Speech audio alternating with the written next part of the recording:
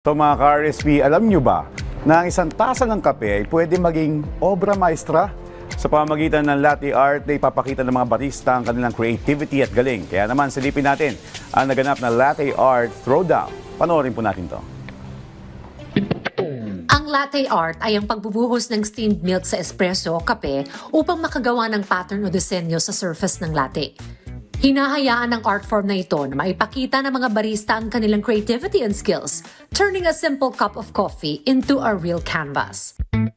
Kaya naman isa ito sa masasabing pinakamahirap na skill na ma-master ng isang barista. Pero sa totoo lang, hindi rin talaga madali ang maging isang magaling na barista. Being a barista is like an art kasi. Parang it's like a cross between being a chef and being an artist. Hindi kasi siya yung parang pag may nabasa kang ingredient, coffee, water, milk, etc. etc. You just mix it. There's a process, there's a way to do it, there's how quick to do it, yung tamang temperature, etc. etc.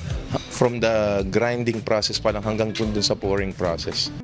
At upang maipakita at mas mahasa pa ng mga dalubhasa at mga bagong sibol na barista ang kanilang latte art skills, ay nag-organisa ang isang cafe sa Valenzuela ng isang latte art throwdown. Gathering like this is to hone the skills, no? Na pagsasapig laban sila, papakitaan sila ng mga skills nila.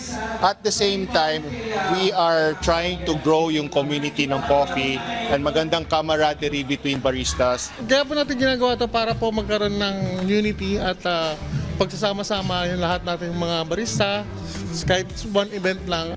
Nasa 50 barista ang sumali sa beginners category at nasa 30 barista naman ang lumahok sa veterans category. Tinagsan ng maraming barista ang kompetisyong ito dahil bukod sa experience ay bongga rin ang mga papremyo.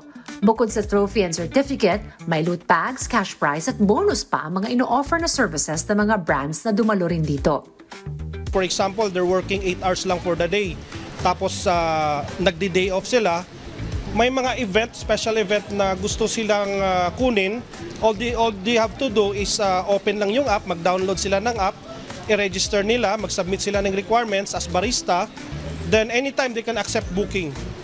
Sa bawat higop sa paborito nating kape, sana ay ma-appreciate rin natin ang ilang oras na iginugugol ng mga barista sa pag-aaral upang maipagtimpla tayo ng kapeng bubuo sa ating mga araw.